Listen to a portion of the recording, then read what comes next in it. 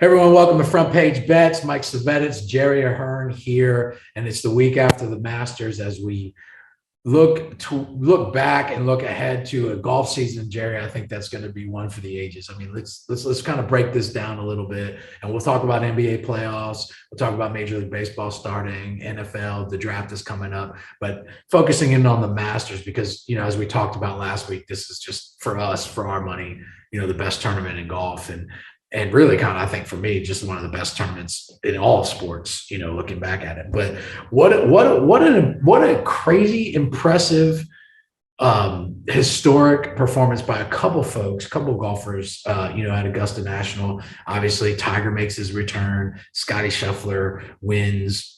4 wins in the last 6 starts. Rory McIlroy ties an 70, fourth round record, scoring at 64, 8 under. You got Cameron Smith, who, got bit by number 12, like so many golfers do on the back 9 on Sunday. Chucking clubs.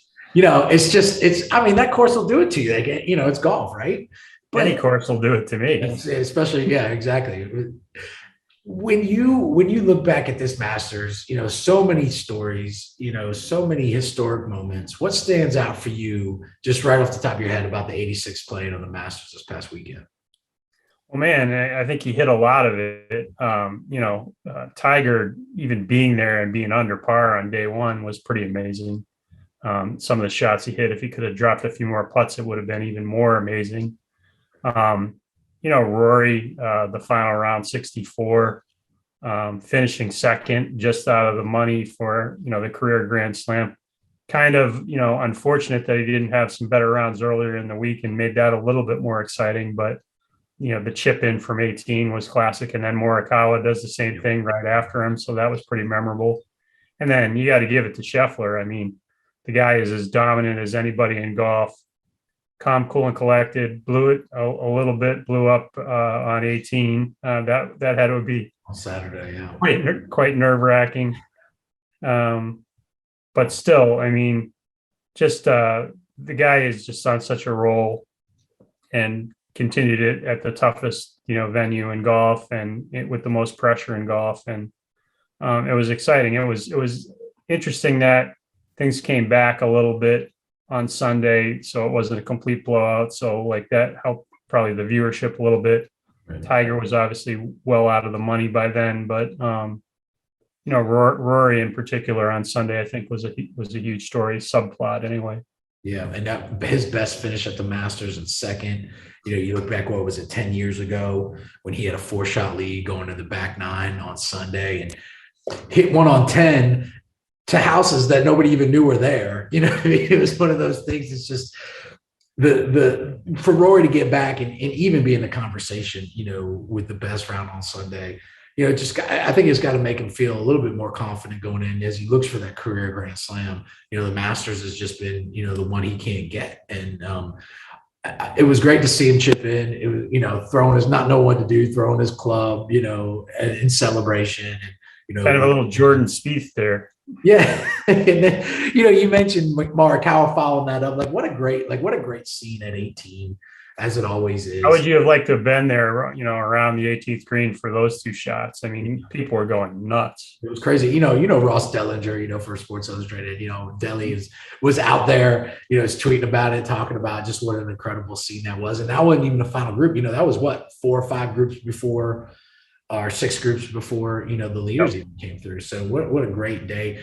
You mentioned Scheffler, and let's talk about Scotty for a second. This kid's 25, probably a very dominant, one of the most dominant junior and amateur golfers. If you look, he won, I think they put up a stat where he won 80% of his junior tournaments from a certain point in time. Right.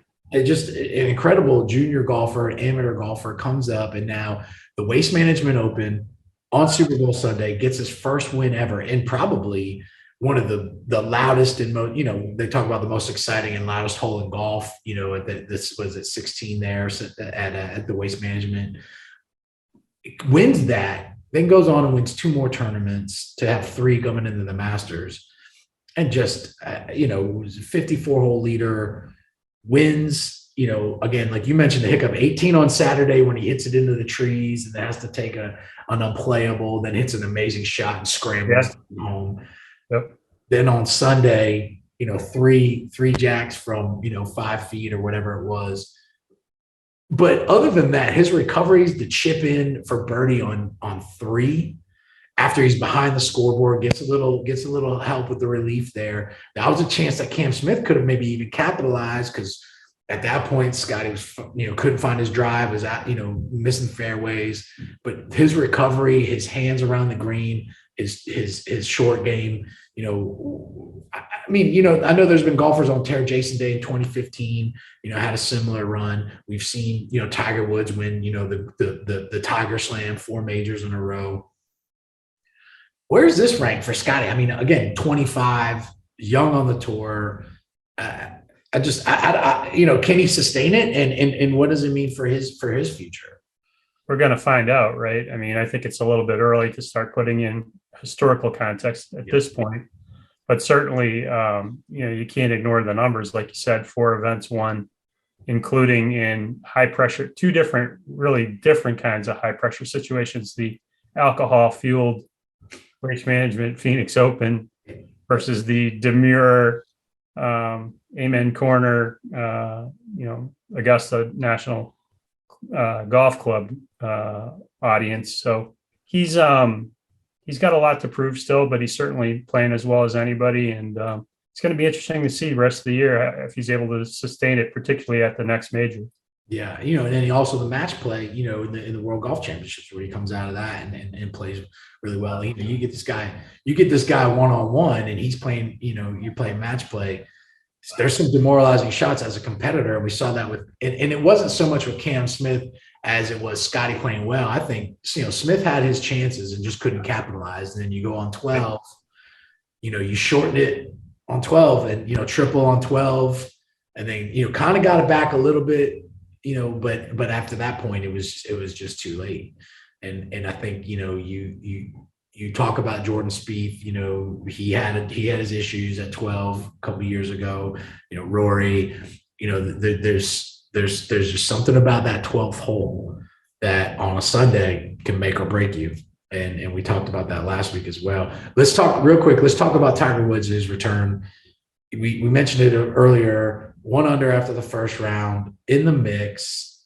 The fact that he makes the cut and plays 72 holes, on that leg, you saw him limping. I mean, by the end of Sunday, it was just sheer will.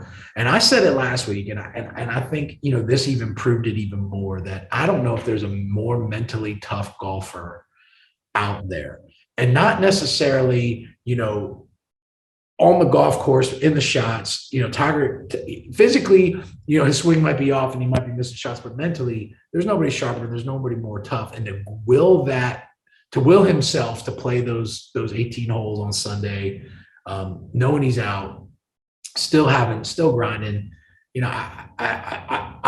I gained a lot more respect for Tiger and just his will to want to just be a competitor out there, this past weekend.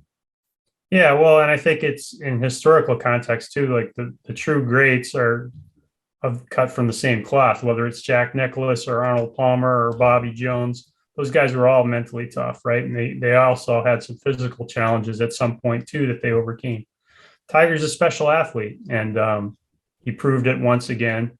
He also, had a quad and some triples, and had some struggles putting. But the interesting story going forward is, obviously, is he going to be able to play, in the next major, in the other majors coming up on the calendar?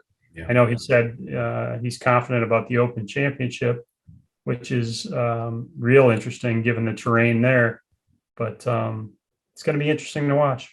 Yeah, he wants to play in the PGA, which is the next major. Obviously, the U.S. Open. When he beat Rocco Mediate basically on one leg was at Pebble Beach, and yep.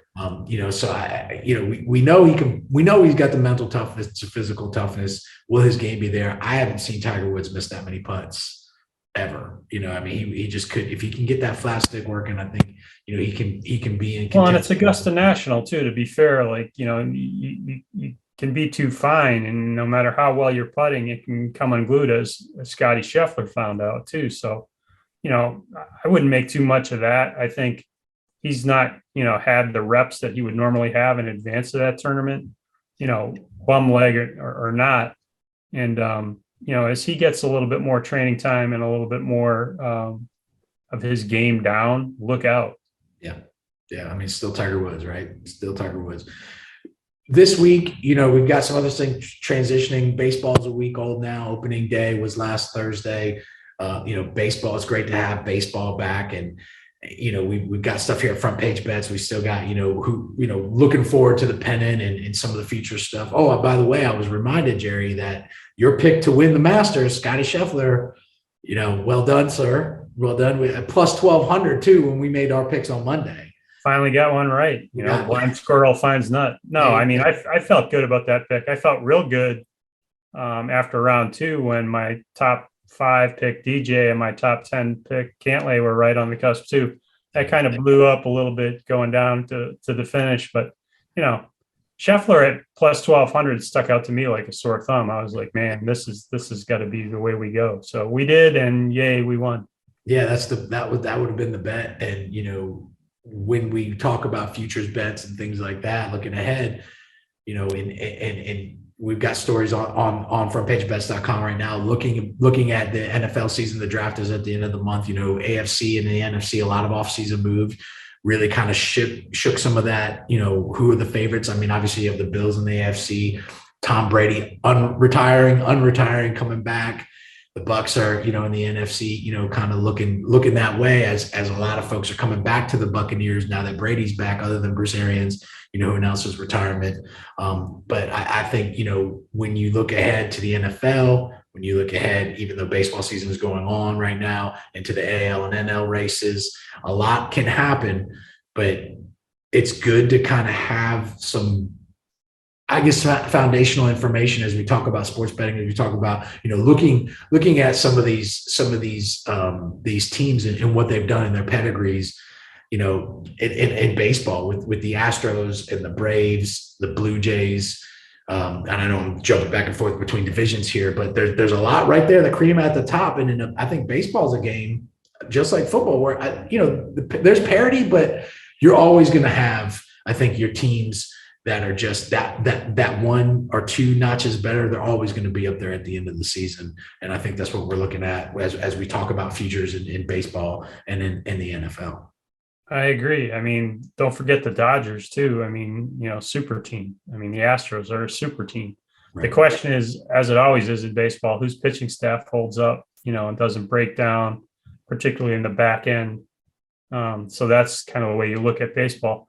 In terms of football, the thing that's most interesting to me when I look at futures is, look at what the public thinks, particularly with a team like Green Bay. I mean, with all the losses that Green Bay had, particularly at the wide receiver position, it's great that Aaron Rodgers has decided that he wants to play football again in Green Bay, but they're crazy high to me compared to like what they have from a talent standpoint. And that's because of a fervent fan base. You look at the AFC, what the AFC West is going to be now with Russell Wilson in there. You got Herbert in there.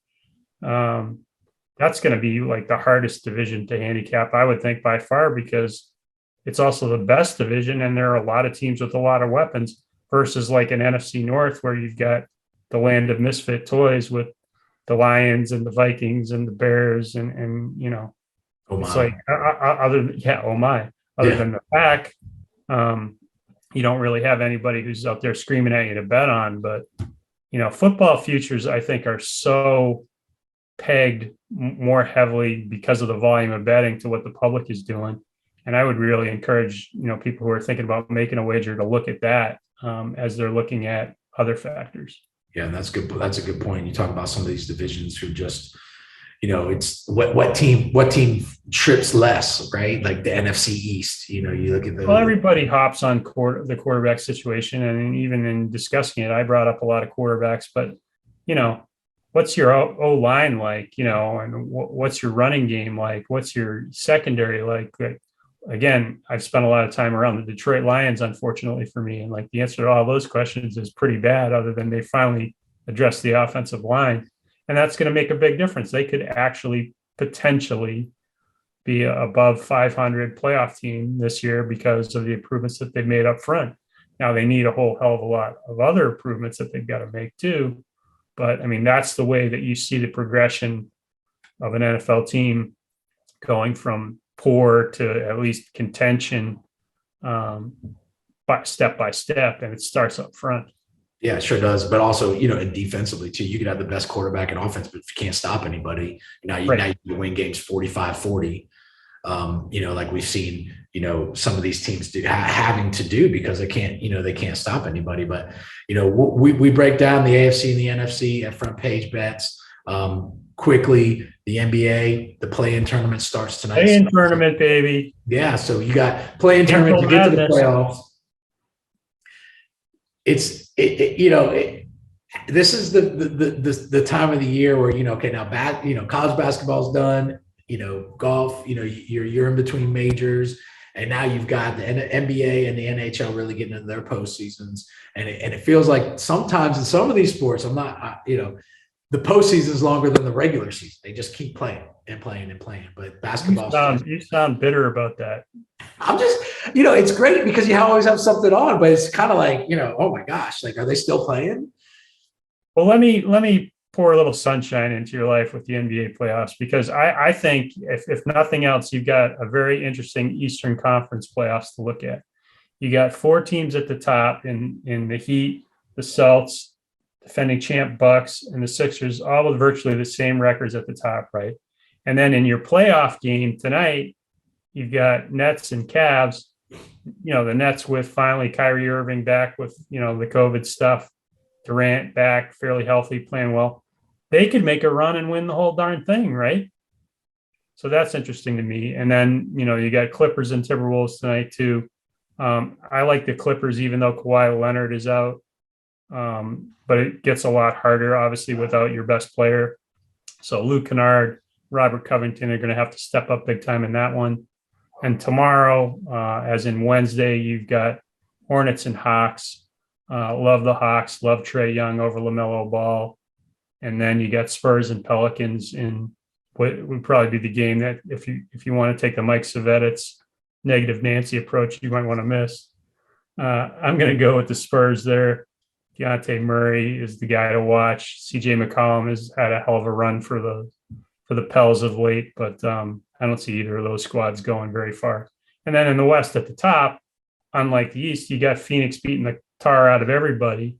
So it's not quite as interesting from that standpoint, but NBA playoffs are fun. Like there's actually some defense played, which is nice. For a basketball purist like myself, it's not some of the stuff you see during the regular season, but yeah, tune in. It's good stuff.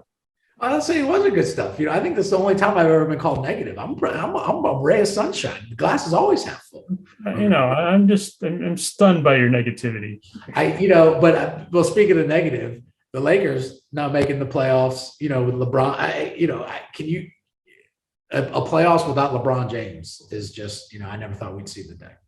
So yeah, it's crazy what the underachievement that went on there. And well, Frank Vogel went from riding high to like hitting the highway. So yeah, right, looking for a job. So the NBA playoffs, the play-in tournament starts tonight on Tuesday, Wednesday, and then we get into the meat of the playoffs coming up to this weekend in the NBA. Again, Front Page Bets will have all of it here.